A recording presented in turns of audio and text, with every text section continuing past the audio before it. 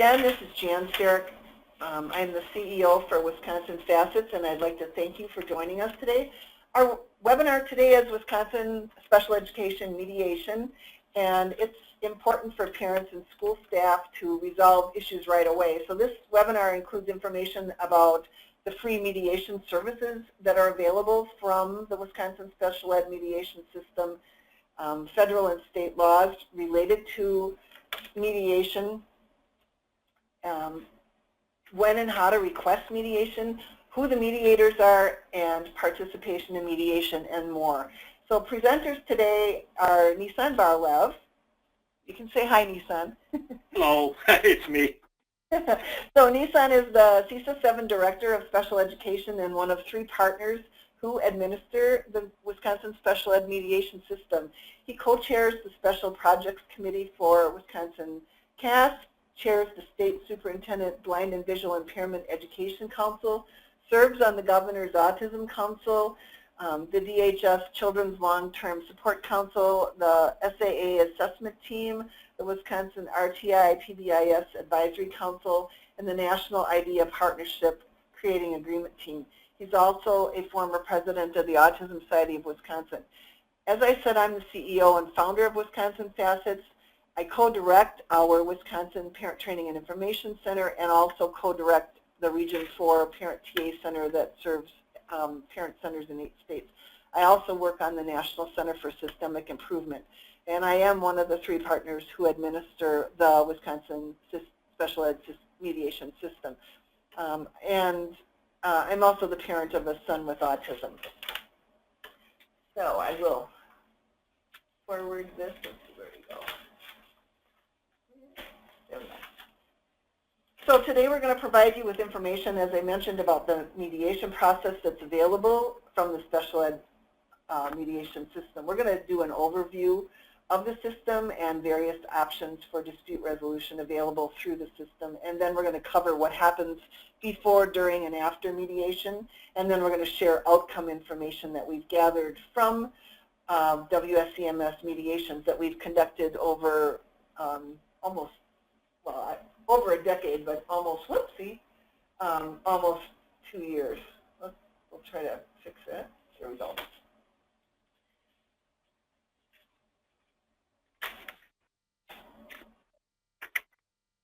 So, Nissan, you want to start there?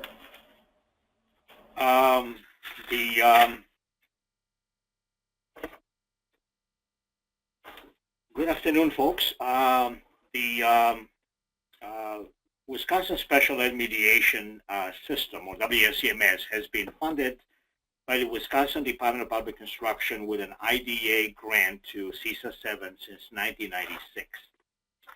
For all these years, the goals of this grant have been to, number one, administer the WSEMS throughout the state of Wisconsin, to provide a roster of neutral to assist in the resolution of disputes, to provide training and outreach about the system, just like the one we are doing today, and to collect longitudinal data for ongoing evaluation of the system. That is our quality control. WSEMS is a unique system nationally, being recognized by CADRE, the Center for Appropriate Dispute Resolution in Special Education, as one of 4 state systems that were considered extremely effective in its usage and outcome. WSEMS was selected especially because of our successful involvement of stakeholders. Our system was designed by a 17-member group of key stakeholders in 1996, half of them representing parent groups and the other half school groups. WSEMS Stakeholders Council still exists today and continues to serve as a collective advisory body for the system. Our system is also unique nationally because it is led by a team that models partnership and provides oversight to the system. That includes, and as Jen mentioned, I'm the Special Ed Director for CESA 7, and I represent the school perspective on our partner team. And I am one of the founder of WSEMS, along with Jen Serak, the Wisconsin FACETS CEO, who is the parent, as she mentioned, of an adult son with autism, and she represents the parent perspective on the team. Nina Meyerding represents the perspective of our partner team, on our partner team of a dispute resolution professional. Nina is an internationally known mediator, lawyer, university professor who conducted over 4,000 mediation and has trained thousands of people in dispute resolution skills in almost all 50 states, as well as internationally. Staff for our system include Jane Burns from Burns Mediation Services. Jane is our system administrator and intake coordinator. Jane has been with the system since 1997 and has managed over 1,300 requests for mediation. When you call WSEMS, she is the person who you will speak about the issue that you have. She explains what is involved with mediation or IP facilitation, and she assigned the cases to the mediators and facilitators with your input. Now, Senior Ramos is a parent and member of the Wisconsin FACETS administrative team, and she is the multicultural outreach coordinator. So as we move to the next slide, you will see in your packet you will find WSEMS brochure, and the diagram that you see on the slide is the same one that's on the first page of the brochure. The diagram shows all the options that can be used to resolve disputes related to special education. With all four options listed on the light green arrows, parents and school will have control over the outcome as they are working together to solve the issue. This is called self-determination. The darker slides show processes where someone else has the control to make the decision. The informal meeting, which is the first arrow on the left, is not a process provided through the WSEMS. It is a meeting, simply a meeting between parents, classroom teacher, principal, or special ed director. While it can be used at any time, it is especially effective if used early in the relationship between the parents and the school. The other three light green arrows are all available through WSEMS: IP facilitation, mediation, and the resolution process. In all three, WSEMS impartial mediator or facilitator can help the parents and school work together to reach an agreement that meets the education needs of the student. In addition, all three WSEMS options start with a case intake by Jane Burns. They are all voluntary and they are all free to parents and schools in Wisconsin. As you move from left to right on the diagram, the dark green arrows include or indicate processes that are available in Wisconsin, but not through WSEMS, and where the control of both the process and the outcome shifts away from the participants to someone else. For example, an IDA complaint will be decided by DPI staff. Due process will be decided by administrative law judge, and litigation would be by a judge or jury. And I think we're up to a poll, Jen. So I'm going to just launch a quick poll to see, how, if you guys could just respond to the poll and let us know which of these processes that you've tried before, if any.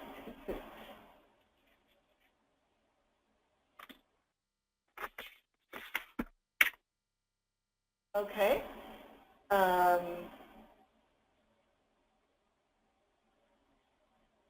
And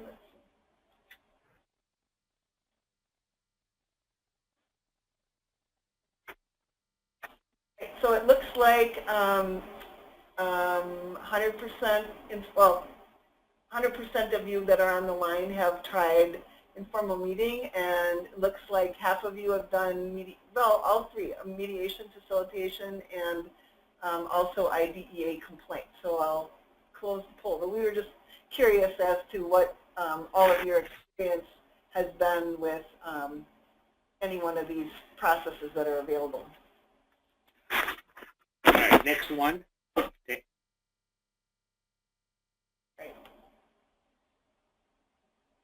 Okay, so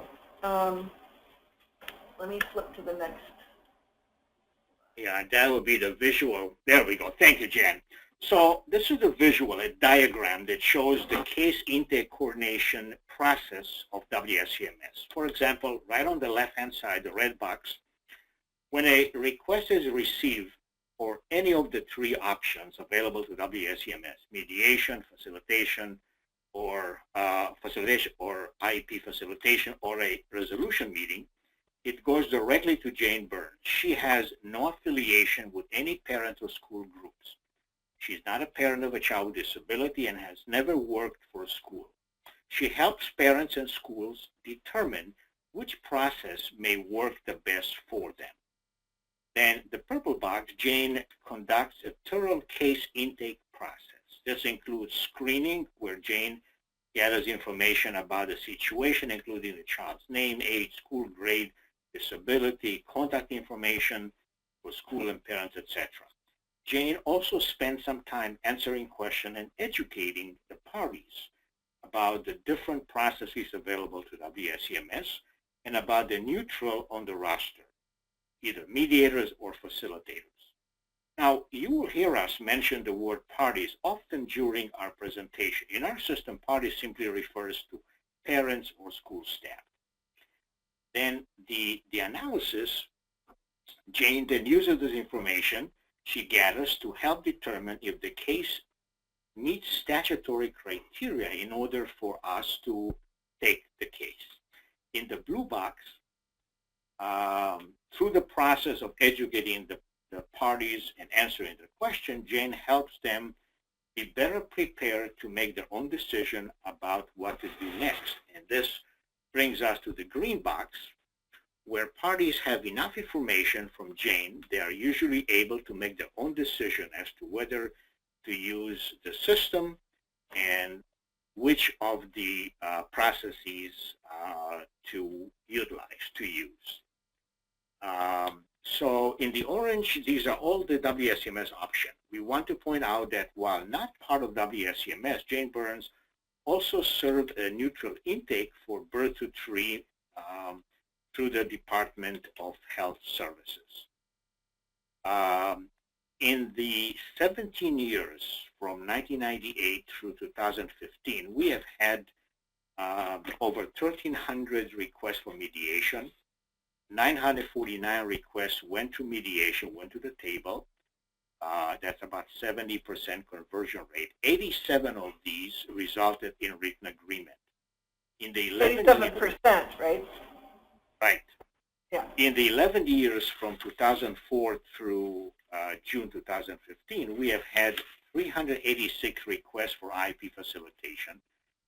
257 IEP facilitation were held. 92% of them, 236, resulted in developing an IEP through the assistance of the WSEMS IEP facilitator. And Jen, you're on the next slide.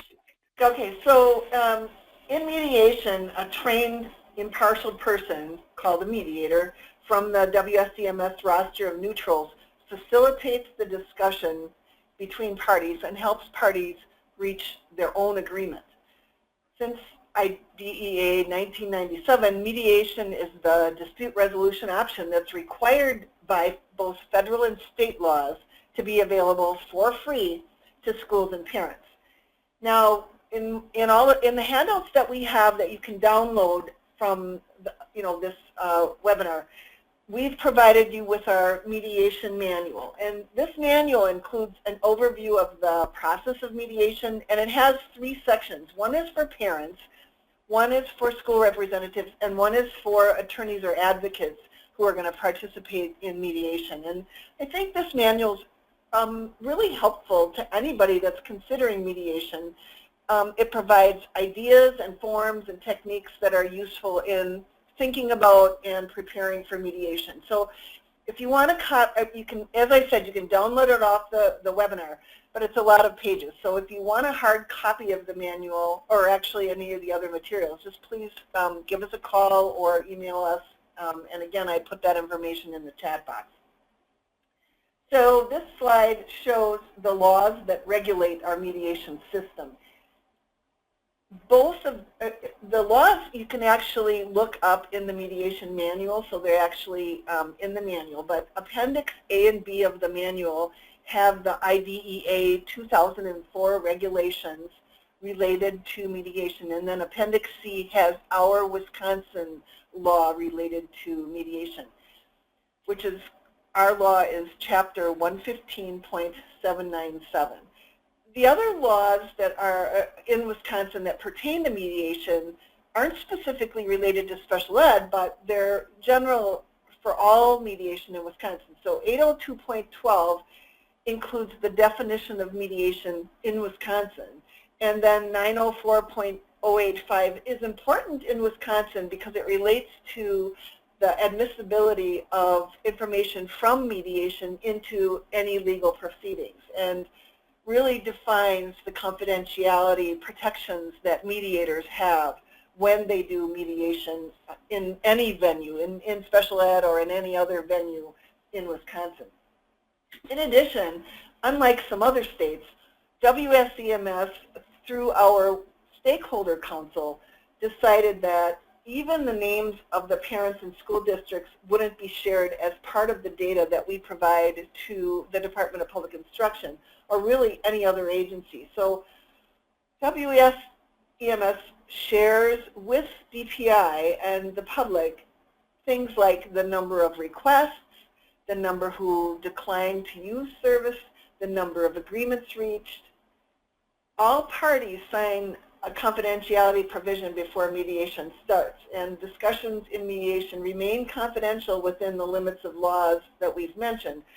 No records are kept by the mediator, and if a mediation agreement is reached, which we'll also mention again during the presentation, only the parents in the school get a copy, not the mediator, not WSEMS, not DPI. So, you know, you have to understand that you know, what's discussed in mediation and those agreements, and it's not a public document. So the other thing I want to clarify too is that if you have used the facilitated IEP process, which we actually do have a whole separate webinar about that to help explain so that you understand what that is. But if you use the facilitated IEP process, you can still use mediation if you think more work needs to be done to resolve the issue. So, you know, you can start with a facilitated IEP or you can start with mediation, either one, but just know that you can still use both processes. So I just want to double check. I'm just looking at the question box, and it doesn't look like anybody has questions so far, but please be sure to pop in a question if you have one. So now we're going to discuss what happens before mediation. All right, thank you, Jen. So mediation is best used when help is needed to settle a specific dispute. For example, parents and school have dispute regarding the use of a paraprofessional or the special transportation time frame and things like that. A specific dispute, or that communication between the parties is not or has not been constructive and productive in the past, or when an impasse has been reached, discussion has hit a brick wall, no movement forward, or where there is a strong history of dispute between parents and school. Other reason for mediation is the possibility, the mediation option offer both parties the possibility to be creative and come up with flexible solutions. It is an option that is forward-looking process. It focuses on the future. What else could be done with the student that would be successful? And of course, cost savings. Resolve quickly, avoids time and expenses, preparing for participation in due process hearing. The parties are the decision makers in the mediation process. And perhaps the most important thing is a chance to preserve good relationship that will last until the child graduates either 18 or 21. Perhaps most significant impact of mediation is establishment of a collaborative partnership, as we just talked about. Not only helps in resolving the present dispute, but also provides parents and school with a framework to resolve future disputes. In addition, every step of the mediation process is voluntary. You only participate if you want to. You can stop anytime you want to. If a parent requests mediation, the school doesn't have to agree, and vice versa. And no one other than Jen Burns knows which parent and school or even which school district request mediation. It is confidential.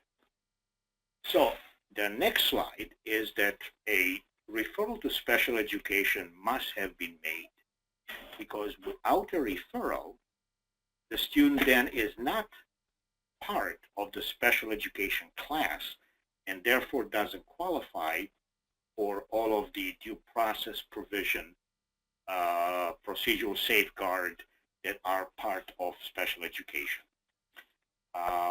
So issues that mediation can address involves evaluation issues, placement issues, disability identification, IEP, provision of FAPE, which is general, all areas pertaining to special education.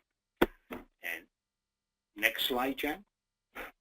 So here's what the request for mediation looks like, and this is one of your handouts. So if you want to download that so that you have one, please feel free to do that. So the request for mediation has to be in writing and sent to the WSEMS office. Usually, the quickest way to get to mediation is through a joint request, and this would be when both the parents and the school sign the request form. As you can see on the form, which I get that it's hard to read online, but one side is the parent's signature and information, and the other side is the school's signature information on the bottom there where there's boxes. And but the process could start just with one signature. So either the school could request it or the parent could request mediation. Definitely a single request takes longer to process, and that's because Jane Burns has to follow up with the other party to get the second signature. So ultimately, both parties have to agree to do mediation in order for it to go forward. So if just the parent requests and the school says no, it won't go forward, or if the school requests and the parent says no, it won't go forward. If they both say yes, it'll go forward. So the mediation manual in Appendix H also has the form, and the forms are also available on the WSEMS website. You can see right in the middle of the form, there's a small space to where you can briefly describe what the dispute is. So like you could say transportation issues, or IEP issues, or evaluation issues. So you don't have to really elaborate on it. This is different from a request for like due process, which might be 50 pages of information in your request. So very easy to fill out, and just generally put down what the issues are very, very briefly. And once both parties agree to participate in mediation, the next step is for them to agree on which mediator to use. And so Nissan briefly mentioned mediators earlier when he was talking, and so who are our mediators? I will say that some states have just a few mediators, like 2 or something, and other states have a lot. Some states use mediation centers, and some states actually use administrative law judges, and some states use use state employees.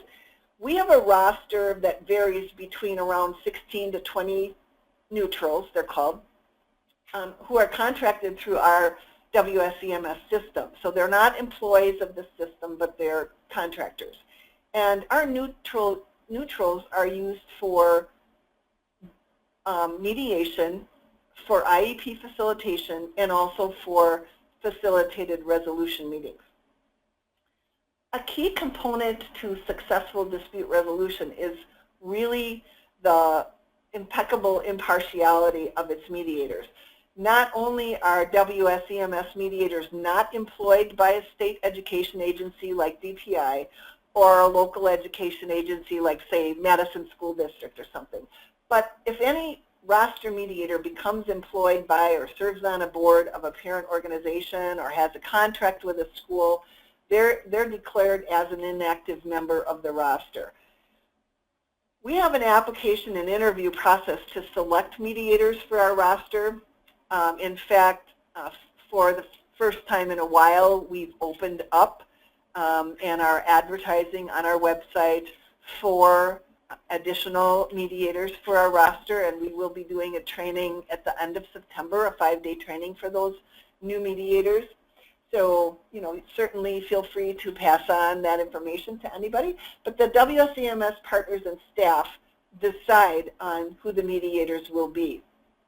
Potential members of the roster attend, as I said, like in September this year, a 5-day training for mediators and this training is conducted by experienced special education mediators, by WSEMS stakeholders. Participants are observed by the partners and staff, and just because somebody has taken the training doesn't guarantee that they're going to be on the roster. Our intent is to have available a roster that is diverse, impartial mediators that will be acceptable to both parents and schools. And so as a result, our mediators have a very broad range of professional backgrounds and varied experiences mediating in many different areas. Besides special education, we have mediators that are experienced in labor and farm and medical and workplace, elderly mediation, and so forth. Just a huge variety.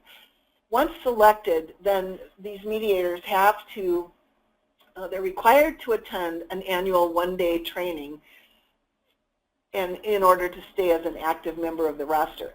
And we use stakeholders for this training also. So a parent and school attorney, for example, always present the legal update together, so it's very balanced.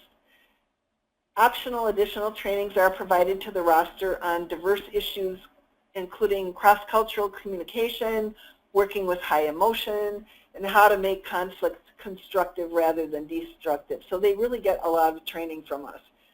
Either party, the parent or the school, can suggest a specific mediator. So like when you send in your request for mediation, you could write on there, P.S. I want so-and-so for my mediator.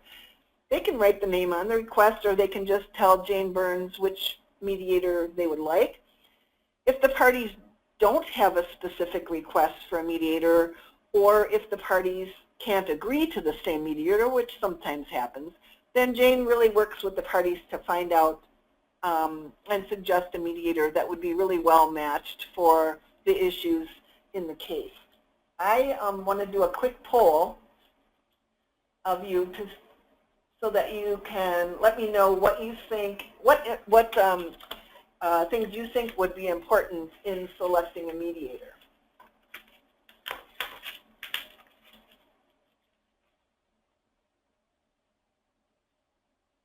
So I've got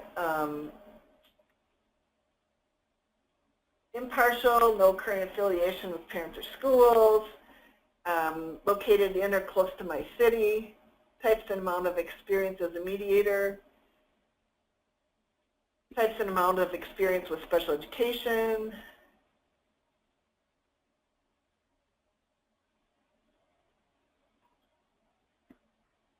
all right. Okay, I'm going to close the poll and share it out with you, and it looks like 100%, or you felt both the no current affiliation with parents, groups, or schools was really important, as well as some knowledge of special education. So that's interesting. All right. Okay, so let's see if I can find the next slide. All right. You got it. Okay. Thank you, Jen. So scheduling within 21 days of the request for mediation, the mediation will be scheduled and, if possible, held.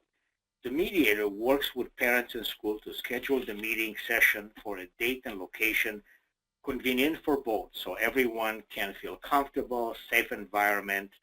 And this takes place either in a public library, a community center, bank, we have held it at banks, or at schools. Mediation usually takes part of the day, and some parties may need an additional session if the issues are very complex. However, the average time for a mediation is about 4 hours. The mediator also asks the parties to identify who else they would like to have participate in the mediation. Our Wisconsin law provides that mediation participant automatically may include 2 parents or competent adult student and 2 school representatives.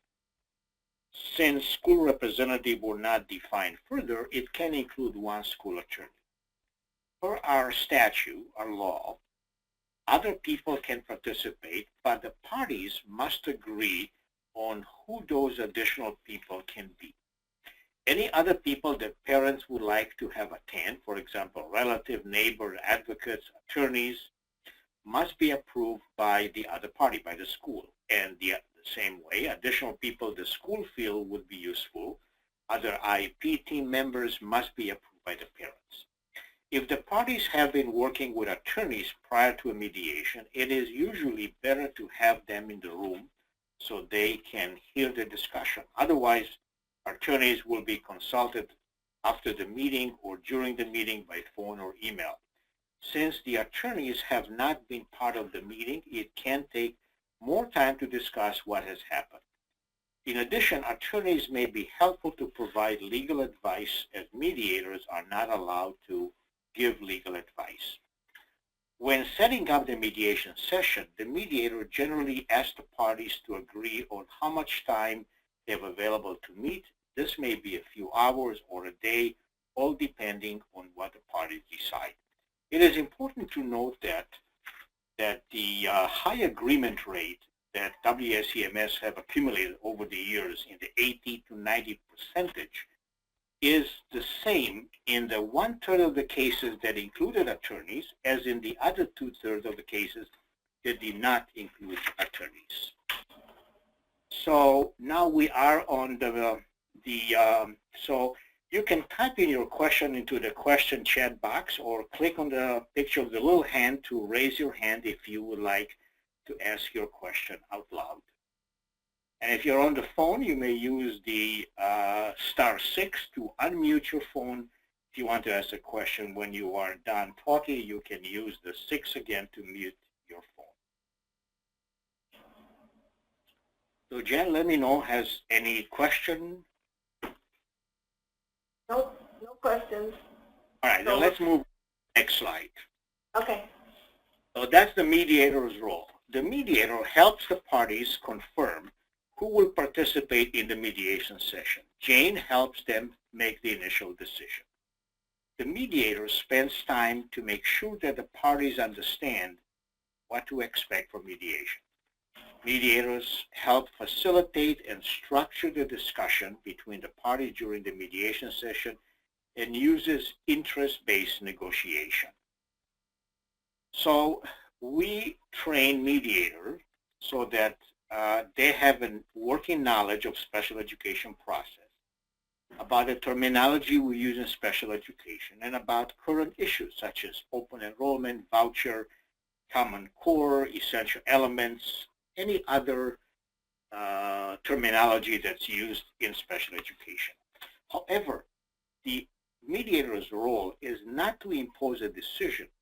They cannot give legal advice or interpret law during the mediation session. Their role is as a negotiator with their goal being helped to help the parties communicate more effectively and to reach an agreement about these issues. More about their part in mediation in the next few slides. So let's talk about what we do in mediation.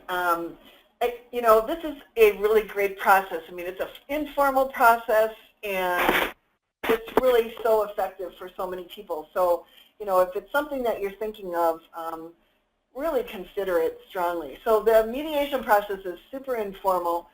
Sometimes the parties meet together, sometimes they meet, separately. If they meet separately with the mediator, that's called a caucus, some of you are familiar with.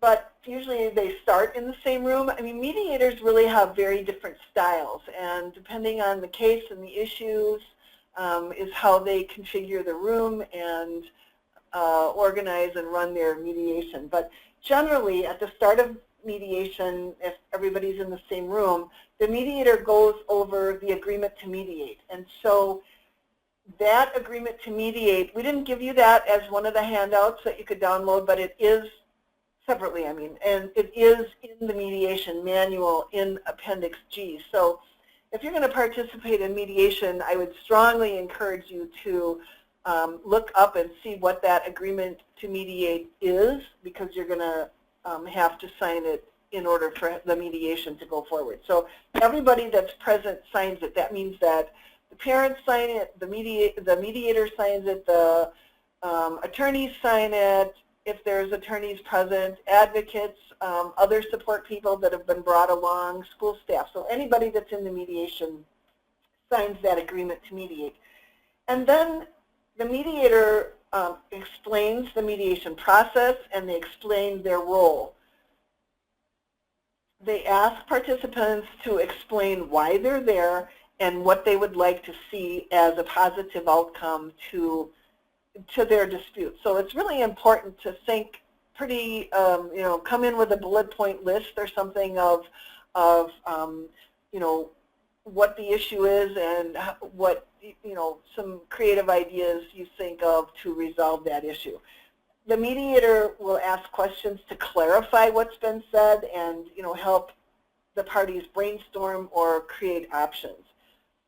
I would say that there's no audio, video, or written record of the session. In some really rare cases, we do allow audio recording of a session if a participant has a need to, due to a disability, and provides that documentation from a medical professional. But for the most part, if you kept notes to help you remember what's being said during the mediation, you pretty much have to pitch them into the garbage on your way out the door. Okay. During the session, anybody can ask for a break at any time. It's really important to remember that the focus of mediation is on resolving the issues and deciding on goals for the future, not finding out who's to blame for whatever the issue is. So working throughout the mediation with a collaborative tone is really important. And the other thing is, the mediator can call for a break as well. And sometimes, just stopping for coffee or, water or something like that, and just taking a time away from the work at the table, helps people clear their heads and figure out how to move forward. So it's, taking a break sometime is really helpful. One of the goals in mediation is to have enough time to have the other party understand what, why, and how you feel about the issues, and also to have enough time to understand what, why, and how the other party feels about the issues. In IEP meetings, so often they're rushed and you have a time crunch and you don't have a chance to really do that. Well, if you are in mediation, you will have enough time to get your ideas and thoughts out. I think that's one of the really great positive pluses of mediation is there's time to do that. Sometimes the parent or school may find it difficult to express those thoughts, and especially in a room with all of the participants. So as I said earlier, you can ask for a private session with a mediator, ask for a caucus. And during this time, the mediator could be really helpful in giving some assistance to you for framing your ideas in a way that the other party can hear them. Sometimes we say things in ways that, kind of block off the other people's hearing. So in other words, the mediator can help us think of a way to present our ideas and thoughts in ways that are meaningful and understandable to the other party. It's really critical to listen carefully to what everybody else is saying during mediation. asking questions of the other party if something isn't clear, you really have time to do that, to ask questions. Or if you have questions that are uncomfortable to ask directly in an open session, again, it's helpful to ask for a caucus. And in a private setting, you can let the mediator know that there are some questions that are important to have answered before you can move forward to think about resolving the issues. Thank you, Jan. So in addition to facilitating the communication, also facilitating negotiation is another role of the mediator. The mediation gives the opportunity to be creative and flexible, bringing many ideas to mediation and being open to multiple solutions can help reach an agreement. It is important to try not to be positional. That is, sticking to just one position or idea and to try to avoid being competitive. And this is where the mediator is very helpful in communicating that to the two parties. The mediator is often helpful in providing a reality check for the parties to think about, and usually this is done in caucus, as Jen mentioned, of what realistic alternative there might be if people walk away without an agreement to resolve this issue. The next slide is a video. I'm coming. There we go. So, all right, so here's the mediation, our WSEMS mediation partner, Nina Meyerding. And she's got a great video understanding how to be an effective participant in mediation and IP facilitation.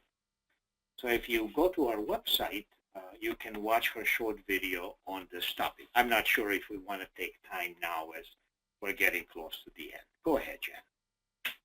Yeah, and I would say our website has a bunch of other great videos on it. So they're short, 10 to 15 minutes long, and you know, if you have a chance, go to the website and check that out. We'll have our website address in a couple of other slides too. So the mediation agreement, if there is one that parties arrive at during mediation, it has to be written down. And we don't have a specific form for the written agreement. Parties pretty much write down how they've resolved the issues.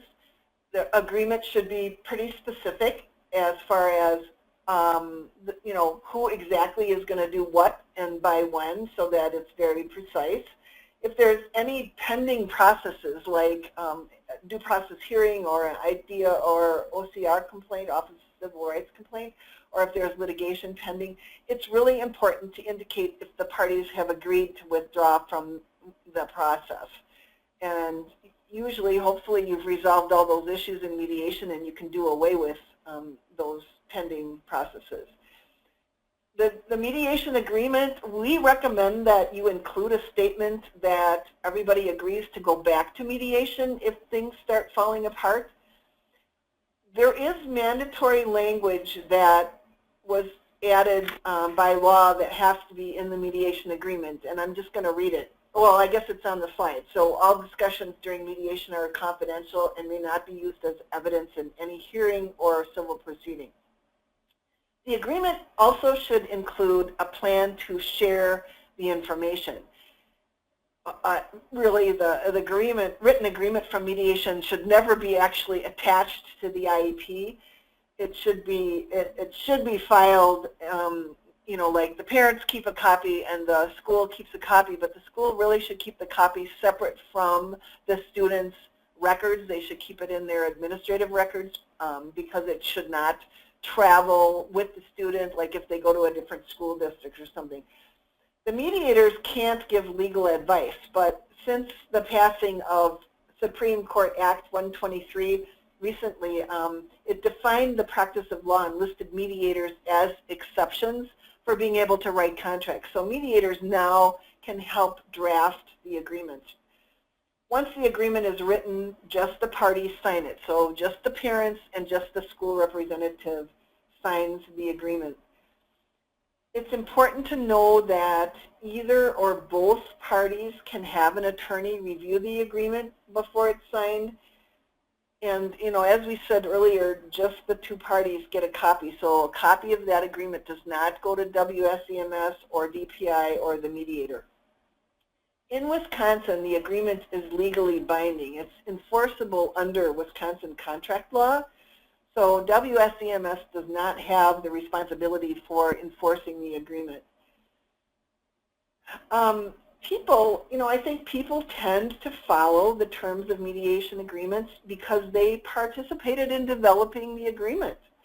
So there's really no guarantees that mediation will lead to an agreement. As you heard earlier, you know, Nissan was giving the statistics that we have over all these years for mediation, and we have a high percentage of agreement, but still we don't have 100%. So not 100% of people that go to mediation through this process reach agreement, but a huge percentage do.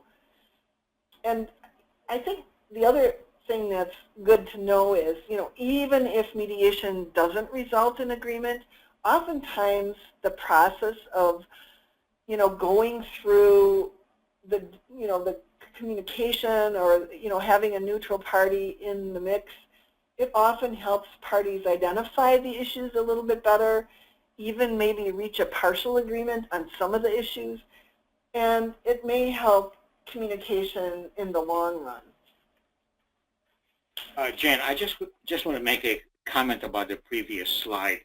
As you said, the agreement should never be attached to an IEP, right? Because an IEP, the document, is a school document. The agreement belongs to both parents and schools. However, an IEP then would reflect what the agreement was all about. So if the agreement says speech therapy 3 times a week, an IEP review revision would incorporate that information in the IEP. Thanks. Yeah, really good point. So we just want to check. I don't see any questions in the question box. I just want to make sure you know, we're answering your questions as they come along. So now we're going to talk about what happens after the mediation. Yeah, the survey that we give to our participants is to complete a very confidential survey about the session. And the survey then helps us measure the system effectiveness. That's our way of quality control. And we'll share with you some of the outcomes in the next couple of slides. Go ahead, Jen.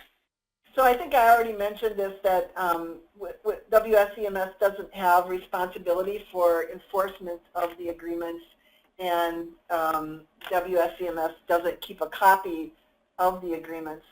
In fact, they really never see them. And the importance that parties can always return to mediation if there's concerns about follow-through of an agreement or if new issues arise. So it's a really flexible process. Just please know that you can go back to mediation at any time. Thank you. Yeah, that was an important component that we had to address. So now we're coming to the result of the survey over the past years since the inception of WSEMS. So as we mentioned earlier, all participants, as well as the mediator, are asked to complete a survey about the session at the conclusion of the session. We have, and I believe we have part of we have the surveys as handouts, and you'll find them also in our mediation manual, Appendix F. The information is given anonymously and remain confidential. The survey basically helps us measure how effective is our mediation process. The only thing that is publicly shared is data that's shown on the slide, as you can see. And that's our longitudinal data for 13 years. We ask the participant to fill out the survey and put it in the mediator's big envelope, or the survey can be filled out later and mailed back to WSEMS. And Jen, you have all right. I'm going to do a poll. The other thing I was going to say is you can see on there one of the stats that we have up there is the average number of sessions per case. Even though the length of mediation session, averages 4.3 hours, sometimes mediation takes 2 sessions or a session and a half. So just know that they don't all get done just with 1 session. So I'm going to just launch a quick poll and just ask if 91% of people said that they would use mediation again from over 2,000 participants, does that give you confidence in the mediation process? So you can just say yes, no, or I'm not sure.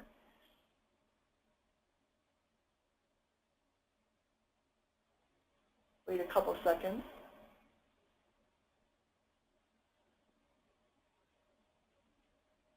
All right, so looks like 100% of you said yes, so cool, that's very good. That was what I was hoping.